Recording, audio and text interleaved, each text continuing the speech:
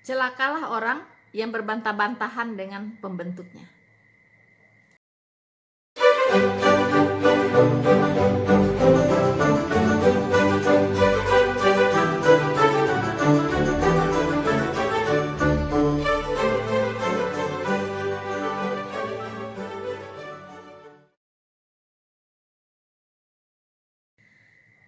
Halo teman-temanku, saudara-saudaraku yang terkasih di dalam Tuhan, bertemu lagi dengan saya Rina Solihin dalam channel Rina Menjawab.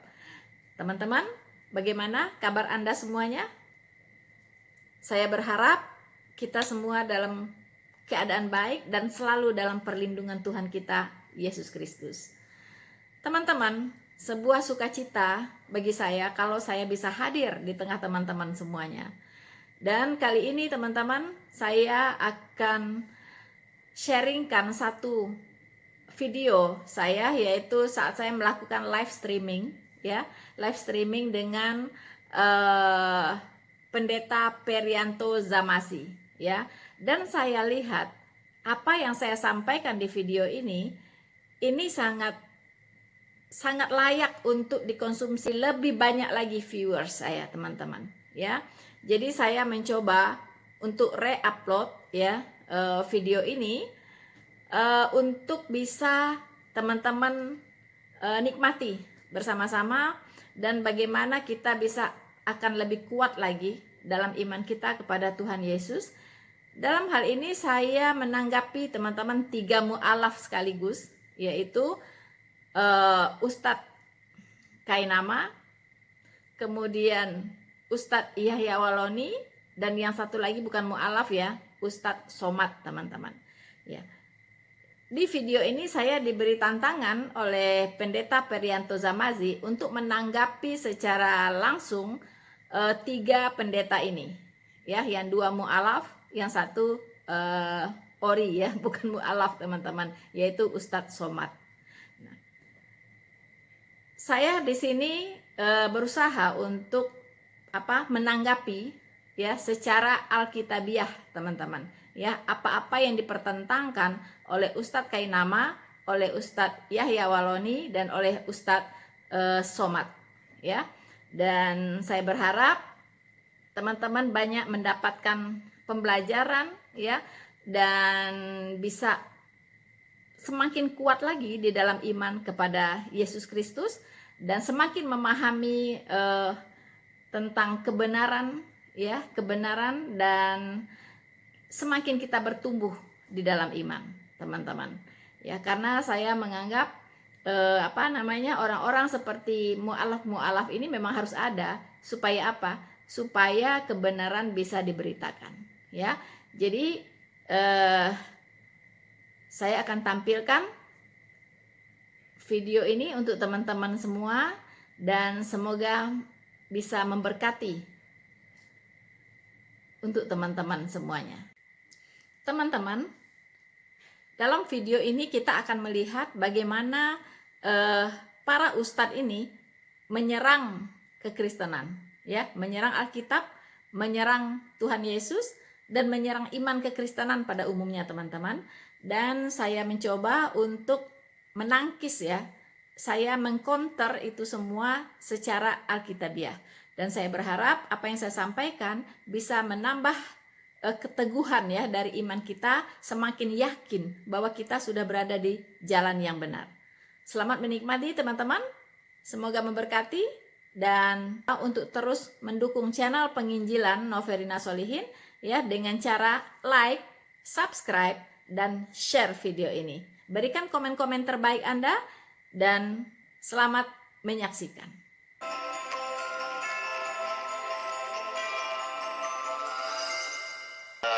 Adapun yang menjadi tema kita pada saat sore hari ini atau pada saat malam hari ini, yaitu Ibu Noverina Solihin akan menjawab pernyataan dari beberapa ustadz, termasuk Ustadz Yahya Waloni, Ustadz Abdul Somad, dan juga Ustadz Kainama dalam beberapa tanggapan atau pernyataan yang disampaikan oleh para ustadz dan juga para mualaf ini. Dan kami lihat ada beberapa kejanggalan atau kesalahan yang mereka sampaikan. Sebab itu kami sebagai hamba Tuhan, kami harus meluruskan hal-hal yang demikian agar tidak banyak korban lewat pernyataan-pernyataan para ustadz yang sedemikian. Sebabnya langsung saja saya akan menyapa Ibu Noverina Solihin pada saat malam hari ini. Ya, shalom. Selamat malam Ibu Rina. Selamat malam Pak Ferianto. Shalom, apa kabar Pak? Puji Tuhan kalau Puji Tuhan. Ya, puji Tuhan Pak. Baik, kita masih dilindungi sampai hari ini ya. Ya.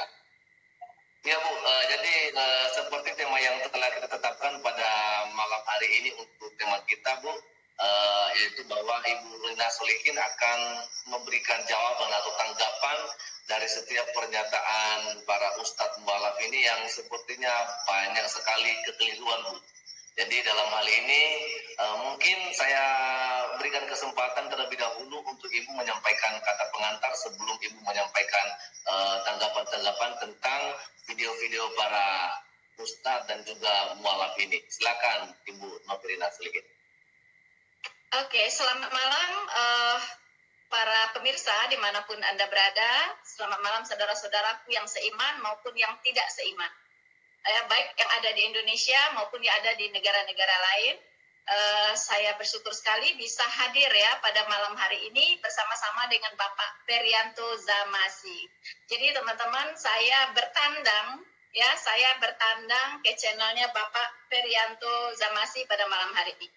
Nah, mengapa tema ini diberikan oleh Bapak Ferianto Zamasi? Saya setuju dengan yang beliau katakan tadi bahwa sebagai anak-anak Tuhan, sebagai apologet Kristen, ya sebagai penginjil, itu kami sangat berkepentingan untuk meluruskan berbagai penafsiran yang sangat-sangat salah kaprah dari para ustadz, ya baik yang tidak mualaf maupun yang mualaf terhadap iman kekristenan.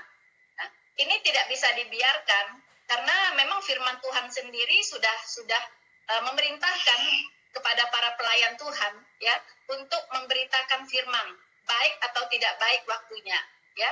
Nyatakanlah apa yang salah, tegurlah, nasihatilah ya dengan segala pengajaran begitu ya. Karena akan datang waktunya orang-orang tidak akan lagi mendengar pengajaran yang sehat, tapi mereka akan membuka telinga mereka bagi dongeng. Nah, disinilah pentingnya adanya para apologet Kristen, para penginjil, para hamba Tuhan yang memang tidak boleh tinggal diam ketika melihat berbagai macam serangan-serangan yang diarahkan kepada Alkitab, kepada Tuhan Yesus maupun kepada iman kekristenan pada umumnya. Jadi izinkan saya dan Bapak Ferianto Zamasi itu akan mengupas ya malam ini mengenai beberapa pernyataan dari para ustadz yang diangkat oleh Bapak Ferianto pada malam hari ini, dan mohon dukungan doa dari teman-teman semua, semoga ini bisa memberkati kita semuanya. Semakin menguatkan kita lagi di dalam iman kita kepada Yesus Kristus. Sekian kata sambutan dari saya, Pak Ferianto. Baik, oke Bu Rina Solihin, saya percaya bahwa Ibu sudah tidak asing lagi di channel ini karena beberapa waktu yang lalu Ibu juga sudah bersaksi bagaimana latar belakangnya Ibu yang kita lihat adalah seorang mantan muslimah yang berasal dari Sumatera Barat ya Bu ya, tapi ketika menjadi pengikut Kristus ya tidak hanya sampai di situ saja, tapi Ibu justru kita melihat begitu banyak penginjilan dilakukan baik secara tatap muka dan juga secara online lewat YouTube yang Ibu punya begitu. Nah, sebabnya malam hari ini kita akan melihat Bu bagaimana sebuah video Ustadz Yahya Waloni Bu. Yahya Waloni yang dimana beliau katakan bahwa Alkitab orang Kristen itu sudah dipalsukan atau Alkitab Kristen itu orang Kristen itu adalah palsu. Nah, maka untuk lebih jelasnya kita langsung melihat ya Bu ya. Iya, video berikutnya. Pak. Yuk.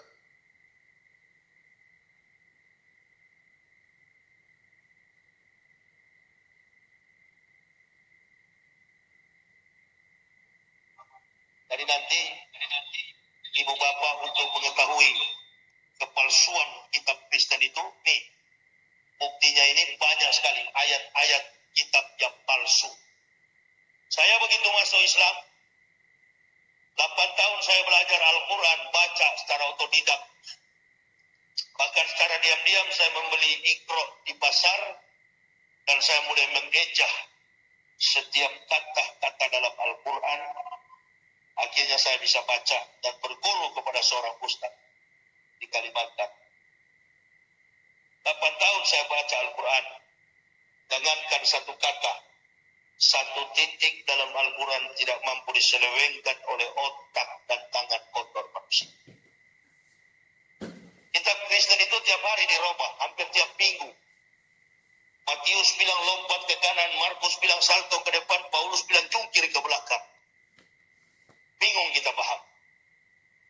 Panggil saja orang Kristen, tanya kalau ada yang mengerti kitabnya. Gak ada yang mengerti, karena makna yang tertuang.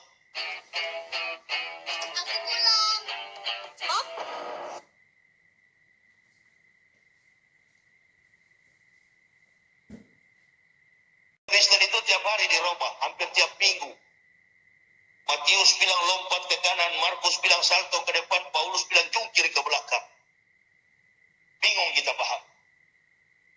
Panggil saja orang Kristen, tanya kalau ada yang mengerti kitabnya. Gak ada yang mengerti, karena makna yang tertuang dalam kitab Bible Kristen adalah makna filsafat.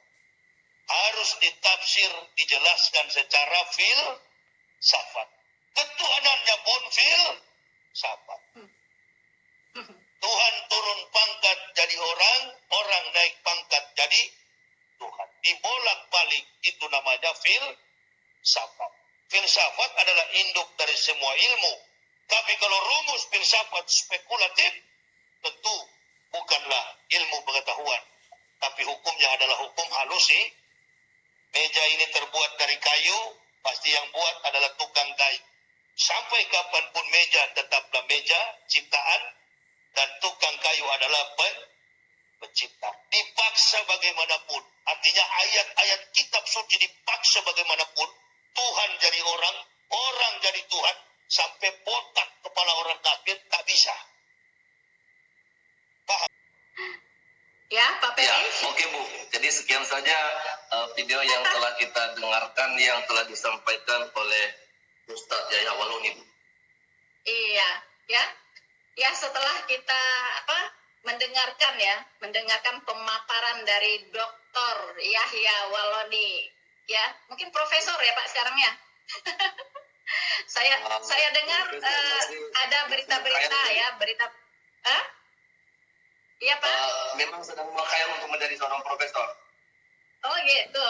Oh, bisa-bisa profesornya double ya Pak ya. Ya, benar-benar. Oke. Iya. Gimana, Bu? Ya, memang hari-hari ini kita dengar berita tapi belum valid ya bahwa beliau diserang COVID.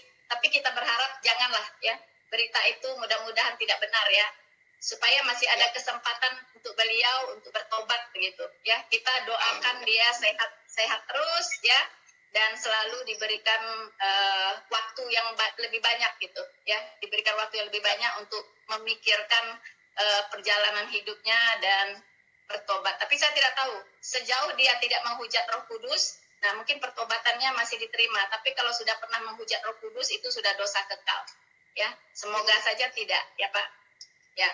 Oke, saya akan mencoba Pak menanggapi. Tapi rasanya yang video ini saya sudah pernah ya counter di video saya juga ya, kalau ini tidak salah. Tapi tidak apa-apa, kita akan mengulang supaya refresh ya Pak ya, supaya mengingat-ingat kembali lah begitu ya. Jadi setelah saya mendengarkan pemaparan ya, kita dengarkan bersama-sama pemaparan dari Bapak Ustadz Yahya Waloni ini, tidaklah mengherankan ya jika beliau ini akhirnya pindah menjadi mu'alaf, karena memang sudah gagal menjadi Kristen begitu. Karena kalau dilihat dari apa yang dikatakannya tadi tentang Alkitab, itu gagal total ya. Sebagai seorang Kristiani, sebagai seorang yang memegang Alkitab sebagai dasar imannya, itu sudah jauh sekali dari kebenaran. Gitu. Jauh sekali dari kebenaran. Nah, tadi saya melihat saya sempat menggarisbawahi ya, saya menggarisbawahi beberapa pernyataannya ya, bahwa Alkitab itu dikatakan palsu. Sekarang Alkitab dikatakan palsu dan Al-Qur'an dikatakan hanya Al-Qur'an yang tidak palsu, begitu ya. Nah, sekarang saya tanya balik, ketika Yahya Waloni mengatakan Alkitab itu palsu, standar apa yang dia pakai untuk menilai Alkitab itu adalah palsu? Standar apa yang dia pakai? Apakah Alkitab juga? Kalau Alkitab juga berarti aslinya ada dong. Ya kan? Yang bisa dipakai sebagai standar. Itu logika sehatnya, ya. Jadi kita kocok-kocok dulu nih logikanya si Yahya Waloni ya. Nah, jadi kalau dia memakai Al-Qur'an sebagai standar untuk menilai Alkitab, itu salah kaprah. Ya, itu salah kaprah. Mengapa? Karena tidak mungkin barang yang datang kemudian, ya, selalu barang palsu selalu hadirnya kemudian. Barang asli selalu datangnya lebih duluan. Ya, itu fakta. Tidak bisa dipungkiri ya, Pak ya. Tidak bisa dipungkiri. Gitu. Nah, bagaimana mungkin Al-Qur'an bisa menilai Alkitab sehingga mengatakan Alkitab itu palsu? Nah, dasar penilaian Al-Qur'an terhadap Alkitab ini apa? Barometernya apa? Standarnya yang dipakai apa oleh Al-Qur'an? Bisa nggak dijawab oleh Yahya Waloni? Tunjukkan apa standarnya. Karena kalau kita menilai ini barang palsu, ini tidak palsu, pasti ada standarnya dong. Pasti standarnya itu adalah barang yang tidak palsu. Baru kita bisa katakan barang ini palsu. Kan begitu. Nggak bisa ujuk-ujuk bilang barang ini palsu, tapi kita nggak tahu aslinya yang mana gitu. Kita nggak tahu sama sekali barang asli itu, tapi kita katakan barang ini palsu. Ya, itu rasanya tidak logis sama sekali ya. Jadi kata-kata dia yang biasa logis, sistematis, ya kan, sesuai logika dan sebagainya, itu hanya lip service saja. Tapi pemikirannya sebenarnya sangat jauh dari logika yang sehat, ya. Jadi tidak ada standar yang bisa dipakai oleh Yahya Waloni untuk mengatakan Alkitab itu palsu. Nah, sekarang saya tidak akan membahas apa yang dia katakan tadi, banyak sekali ya pendapat-pendapat dia. Ya, dia katakan Alkitab itu tidak konsisten, Matius bilang ini, kemudian Markus bilang ini, gitu kan. Nah, itu ingin dia katakan adalah tidak konsisten. Nah, sebenarnya Yahya Waloni itu tidak mengerti, ya. Kalau kita membaca Alkitab, itu kita tidak boleh lepas dari konteksnya, ya kan. Nah, contoh gampangnya. Rina Solihin ya, saya menulis sebuah buku dalam jangka waktu, misal rentang waktunya anggaplah 6 tahun ya. Saya membuat buku dalam rentang waktu 6 tahun. Di saat saya menulis buku itu, saya katakan saya punya anak 2 waktu saya mulai menulis, ya kan. Saya punya anak 2, kemudian ada ceritanya bla bla bla bla bla. Kemudian buku saya kan belum selesai. 4 tahun kemudian saya tulis lagi tentang anak saya. Saat ini saya memiliki anak 5. Begitu kan? Nah, kira-kira itu kontradiksi atau tidak buku saya ini? Di situ saya katakan anak saya 2, lalu 4 tahun kemudian saya bilang anak saya 5, itu tidak kontradiksi. Lihat konteksnya, kapan saya mengatakan anak saya 2, itu saat saya usianya 5 tahun lebih muda dari hari ini. Begitu. Ya. Nah, jadi harus begitu melihat. Jadi lihat konteks dari ayat tersebut. Nggak bisa dibilang, ini bilang ini. Nah, seperti ini, teriakannya waktu badai itu melanda. Ya, badai datang, bertiup sangat kencang, kemudian mereka berteriak, minta tolong, ya kan, kepada Tuhan Yesus. Nah, itu teriakannya bermacam-macam begitu. Nah, ada yang menganggap ini kontradiksi. Matius teriakannya begini, ini teriakannya begini, setiap murid teriakannya beda-beda. Nah, itu bukan kontradiksi. Karena apa? Karena teriakan itu bukan paduan suara, ya. Kalau paduan suara itu bisa seragam, ya kan? Yang diucapkan itu seragam semuanya, begitu. Tapi kalau namanya teriak, pasti masing-masing orang punya cara yang berbeda-beda untuk berteriak, gitu kan? Nah itu, jadi kadang begitulah, banyak orang pandangannya itu terhadap Alkitab itu mengatakan kontradiksi itu seperti itu, Pak, ya kan? Nah, Ya. terus apa? Iya benar nggak Pak Prianto? Iya Ya, kan? benar sekali. Nah, benar ya. Nah tadi dikatakan bagaimana dia bisa membuktikan ya bahwa Alkitab itu palsu. Nah sebenarnya itu dia tidak akan bisa membuktikan itu, ya. Lebih baik saya membuktikan bahwa Alkitab itu adalah asli, ya kan? Karena kalau bicara barang palsu itu nggak ada gunanya gitu. Nah kita lebih baik bicara barang asli. Dengan kita mengetahui barang asli ini dengan baik, maka kita akan otomatis mengenali barang palsu ini, begitu kan? Karena barang palsu itu banyak, barang asli itu cuma satu gitu. Jadi lebih baik kita membahas barang asli ini dengan sejelas-jelasnya sehingga kita bisa membedakan dengan cepat ini palsu, ini asli, begitu. Ya Pak Perianto ya. Nah, Ya, benar. ya. Nah saya akan sedikit memberikan pemaparan saya, pandangan saya, yaitu tentang bahwa apa buktinya Alkitab itu adalah firman Tuhan dan asli, ya, tidak pernah dirubah-rubah dan terjaga gitu ya, terjaga sampai hari ini, begitu. Nah, bukti Alkitab itu firman Tuhan, pertama, itu diwahyukan langsung oleh Tuhan, ya kan? Diwahyukan langsung oleh Tuhan kepada para nabi dan rasul, ya. Nah, baik di perjanjian lama diwahyukan langsung kepada para nabi, di perjanjian baru diwahyukan langsung kepada para rasul, ya. Setelah Tuhan Yesus terangkat pun itu diwahyukan secara langsung oleh Roh Kudus yang itu adalah pribadi Allah sendiri, ya, sehingga menginspirasikan Rasul Paulus untuk menuliskan firman-firmannya, begitu. Nah, kemudian yang kedua ditulis oleh saksi mata, yaitu para nabi dan para rasul tadi, ditulis langsung oleh mereka. Jadi tidak minta tolong orang lain begitu, tidak ya. Jadi ditulis, kalaupun ada minta tolong orang lain itu dalam pantauan langsung para rasul ini, begitu. Nah, ditulis oleh saksi mata, ya. Nah, kalau kitabnya Bu Yahya Waloni itu siapa yang menulis di situ? Mana saksi matanya? Ada nggak? Ya, seperti ada ditulis itu surat, ada namanya surat jin. Surat jin itu apakah saksi matanya jin? Surat sapi betina, apakah saksi matanya sapi betina? Itu kan beda dengan Alkitab, ya.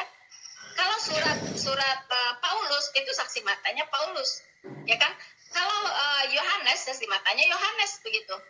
Nah, kalau di Al-Quran apa gitu? Nah, lebih baik ini yang dipikirkan oleh ustadz-ustadz itu daripada dia ngerecokin Alkitab dengan segala kebodohannya, begitu kan? Lebih baik di kitabnya sendiri yang dicari tahu, didalami, dipertanyakan, ya kan? Nah, habiskanlah waktu untuk bergumul dengan kitabnya sendiri gitu. Untuk apa membicarakan kitab orang lain yang sama sekali dia tidak paham, begitu kan? Nah, kemudian Alkitab, bukti Alkitab adalah firman Tuhan, bukan filsafat. Tadi kan dikatakannya filsafat. Itu dikutip oleh Tuhan Yesus sendiri, ya. Dikutip langsung oleh Tuhan Yesus dan juga dikutip oleh para rasul. Gitu, ya. Dikutip gitu. Contohnya Tuhan Yesus mengatakan, ya, di Lukas 22 ayat 37, sebab apa yang tertulis tentang aku sedang digenapi. Nah, berarti kitab perjanjian lama itu sudah menulis tentang Yesus Kristus. Nah, kenapa Tuhan Yesus tidak tidak menyalah-nyalahkan perjanjian lama? Oh, ini salah, dibantah-bantah seperti Al-Quran membantah Alkitab. Tidak pernah terjadi. Justru Tuhan Yesus tidak pernah mengoreksi Alkitab perjanjian lama. Kitab perjanjian lama tidak pernah. Ya kan? Para rasul pun tidak pernah mengoreksi perjanjian lama, tidak pernah. Tidak seperti yang dilakukan oleh Al-Quran terhadap Alkitab. Nah, di situ saja udah ketahuan, begitu kan? Kalau memang Alkitab itu ada yang salah, pasti Tuhan Yesus dan para rasul sudah mengoreksinya lebih dulu ketimbang yang datang 600 tahun kemudian. Nah, logikanya seperti itu. Tapi tidak, Tuhan Yesus justru mengutip apa yang ada di perjanjian lama. Ya kan? Nah, gitu. Ya. Ini misalnya di Lukas 22 ayat 37. Nah, itu juga Tuhan Yesus berkata langsung, inilah perkataanku yang telah kukatakan kepadamu ketika aku masih bersama-sama dengan kamu, yakni bahwa harus digenapi semua yang ada tertulis tentang aku dalam kitab Taurat Musa, dalam kitab para nabi, dan dalam kitab Mazmur. Artinya semua kitab yang ada di perjanjian lama itu di backup oleh Tuhan Yesus kebenarannya. Kalau tidak, di sini tidak akan disebutkan. Betul nggak Pak Pendeta? Ya, ya Bu ya. Betul ya? Ya. Nah, coba di Yohanes 5 ayat 39 juga dikatakan, kamu menyelidiki kitab-kitab suci, sebab kamu menyangka bahwa olehnya kamu mempunyai hidup yang kekal. Tetapi walaupun kitab-kitab suci itu memberi kesaksian tentang aku, kamu tidak percaya kepada aku gitu. Berarti semua kitab suci ini sudah isinya itu hanya satu, ya, yaitu memberitakan tentang juru selamat, yaitu Yesus Kristus. Begitu. Kitab suci itu sudah memberikan kesaksian. Jadi bagaimana mungkin itu dikatakan palsu? Dikutip langsung oleh Tuhan Yesus begitu. Nah, begitu Pak Perianto, ya. Dan Rasul pun juga mengukuhkan itu, ya. Di 2 Timotius 3 ayat 16 katanya, segala tulisan yang diilhamkan Allah memang bermanfaat untuk mengajar, untuk menyatakan kesalahan, untuk memperbaiki kelakuan, dan untuk mendidik orang dalam kebenaran. Ya, artinya semua tulisan yang ada di dalam Alkitab ini, mulai dari kitab Kejadian sampai kitab Wahyu, itu semua adalah tulisan yang diilhamkan oleh Allah. Artinya itu semua adalah firman Allah. Begitu. Ya, jadi tidak ada bisa diselewengkan, bisa dirubah-rubah, apalagi katanya tiap hari katanya Alkitab dirubah-rubah. Itu kan mulutnya Yahya Waloni itu sembarangan ngomong. Terus apa kepentingannya apa untuk dirubah-rubah? Ya kan? Apa tujuannya Alkitab ini mau kita rubah-rubah gitu? Pada pendeta nih, Pak Perianto sudah lama kan jadi pendeta. Bapak pernah merubah-rubah ayat Alkitab nggak, Pak? Puji Tuhan, saya terpanggil dari 2008. Seperti sampai sekarang ada 11 tahun ya Bu ya. Tapi saya nggak pernah, jangankan berubah Bu. Jangankan merubah. Ya, untuk jangankan merubah satu Alkitab ya. Satu titik saja itu tidak boleh. Nah, itu dia Pak. Betul. Ya, benar sekali. Begitu. Karena apa? Karena sangat besar konsekuensinya kalau orang-orang bisa mau merubah-rubah Alkitab, ya.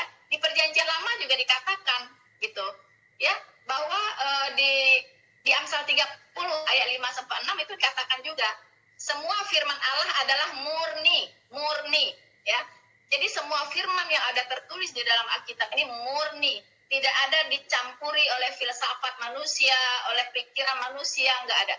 Semua di sini murni, ya.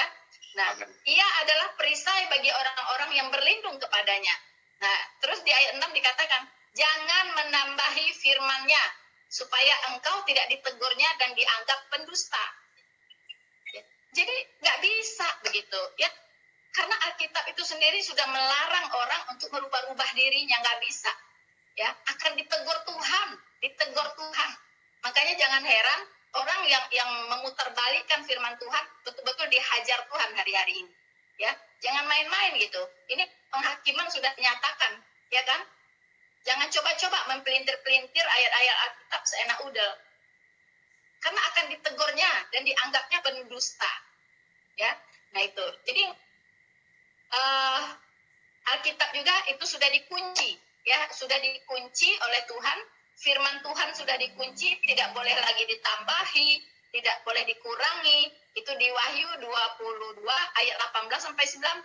Kita sudah tahu semua ya. Siapa yang mengurangi akan diambil ya bagiannya dari pohon kehidupan. Siapa yang menambahkan akan ditambahkan malah petaka ya kepada orang itu. Nah, itu. malapetaka yang tertulis dalam kitab ini. Nggak main-main begitu, jangan coba-coba gitu ya, menambah-nambahi dan mengurang-urangi Alkitab. Apalagi para pendeta ini membaca Alkitab ini siang dan malam mungkin, dan dia membaca ayat ini, ya kan nggak mungkin dia mau menambahi dan mengurangi begitu, ya kan? Nah, nah, tapi ada diingatkan Pak, ini penutup dari saya untuk Yahya Waloni, ya. Ini ada nubuatan untuk nabi palsu nih ya, nubuatan untuk nabi palsu. Itu di Ulangan 18 ayat 20 yang memang menambah-nambahi firman Tuhan ini Pak. Tapi dia tidak mampu menambahi Alkitab, tapi dia buat kitab tandingan. Kalau merubah Alkitab tidak ada yang bisa, karena sudah diprotek secara langsung oleh Allah, ya dijaga secara langsung oleh Tuhan kemurniannya, tidak ada yang bisa mengubah-ubah Alkitab ini, satu titik tidak bisa dirubah. Tapi orang hanya bisa membuat kitab tandingan di luar sana. Makanya ada yang namanya Injil Maria, ya, Injil Barnabas, apa ini dia cuma bisa membuat, dia cuma bisa membuat tandingan gitu. Tapi Alkitab sendiri dia tidak akan bisa acak-acak, karena ini udah perlindungan Tuhan sendiri. Nah, ini ya, saya bacakan Ulangan 18 ayat 20, ya, semoga ini diingat untuk orang-orang yang seteru dari Tuhan ya. Tetapi seorang nabi katanya, yang terlalu berani ya, untuk mengucapkan demi namaku katanya, ya, perkataan yang tidak kuperintahkan untuk dikatakan olehnya, atau ia berkata demi nama Allah lain, katanya gitu, ya. Nabi itu harus mati, ya mati beneran, ya kan? Nah, begitu ya. Jadi jangan coba-coba gitu. Apa yang tidak diperkatakan Tuhan, jangan ditambah-tambahi, jangan dikurang-kurangi. Begitu. Konsekuensinya berat sekali. Nah, begitu Pak, tentang Yahya Waloni ini ya. Mungkin segitu dulu, mungkin ada nanti. Baik. Kalau ada yang mau ditambahkan, silakan Bapak Perianto mungkin bisa menambahkan. Saya tidak mau tambahkan lagi karena kan kita masih ada 2 orang lagi yang akan kita bahas di Budan. Ada juga yang ingin saya ada justru yang masih ingin saya tanyakan ke Ibu, karena ini kan yang menanggapinya kan Ibu. Iya. Di judulnya kan Ibu menanggapi. Betul. Iya, oke Pak. Jadi gini, ini ada yang masih mungkin Ibu lupa kali ya. Jadi di sini kan tadi disampaikan oleh Yahya Waloni bahwa Tuhan itu nggak mungkin berubah dong. Artinya bahwa kalau misalnya pencipta itu yang mustahil menjadi ciptaan dan ciptaan mustahil menjadi pencipta. Nah, ini bagaimana tanggapan Ibu nih? Karena sepertinya dia mengambil contoh itu, kursi meja tidak mungkin menjadi kursi, dan kursi mungkin itu yang membuatnya. Jadi gimana kira-kira Bu? Ya silakan. Iya, betul Pak ya. Jadi sebenarnya itu diukur dari logikanya Yahya Waloni yang memang ya seperti itulah ya kan? Bagi dia tidak mungkin, ya, tapi bagi Tuhan mungkin, bahwa Tuhan itu menjadi manusia, mungkin begitu. Kenapa? Karena ada tujuannya dia menjadi manusia, begitu. Apa susahnya Tuhan menjadi manusia? Ya. Nah, Tuhan menjadi manusia itu ada misinya, yaitu untuk menjalankan misi penyelamatan di bumi ini. Yaitu apa? Supaya dia bisa menggantikan kita yang berdosa ini dihukumkan, begitu. Karena semua orang sudah berdosa dan sudah kehilangan kemuliaan Allah. Nah, satu-satunya jalan untuk menyelesaikan, untuk membereskan dosa ini adalah dosa itu harus dihukumkan. Karena upah dosa adalah maut. Ya, jadi kalau mau membereskan dosa, tidak bisa tuh pakai amal ibadah, pakai berbuat baik, ya, pakai sumbang sana sumbang sini, nggak bisa. Karena Tuhan tidak bisa disogok. Tuhan udah tentukan bahwa upah dosa adalah maut. Artinya dosa itu harus dihukumkan di neraka. Nah, tapi karena begitu besar kasih Allah akan dunia ini, ya kan, dia datang ke dunia ini menjadi manusia dan dia berkorban di kayu salib dalam rangka menggantikan kita dihukum. Kita yang percaya tentunya, yang tidak percaya tidak digantikan. Ya, mereka akan menjalani hukumannya sendiri di neraka. tapi semua orang yang percaya kepadanya, ya, bertobat sungguh-sungguh, percaya sungguh-sungguh kepada Tuhan Yesus dan mengaminkan bahwa Dia sudah menggantikan kita dihukum di kayu salib dan sekarang kita hidup bagi Dia. Nah, orang-orang ini itu sudah selesai hukuman atas dosanya, bukan sebagian dosanya, tapi seluruh dosanya. Dosa yang dulu, dosa yang hari ini, dosa yang akan datang yang belum dilakukan. Semua diselesaikan secara tuntas oleh Tuhan Yesus di kayu salib. Begitu, Pak. Nah, ini yang menjadi, ya. Oke, Ya, Pak. jadi artinya bahwasanya kalau Tuhan itu menjadi manusia itu bukan hal yang tidak mungkin ya Bu ya? Mungkin, tapi kalau manusia menjadi Tuhan itu baru tidak masuk di Nah, itu akal. dia yang nggak mungkin. Nah, Apalagi kalau batu jadi ya. Tuhan ya Bu ya? Nah, kalau batu jadi Tuhan itu tidak mungkin. Batu jadi Tuhan itu sangat tidak mungkin, ya.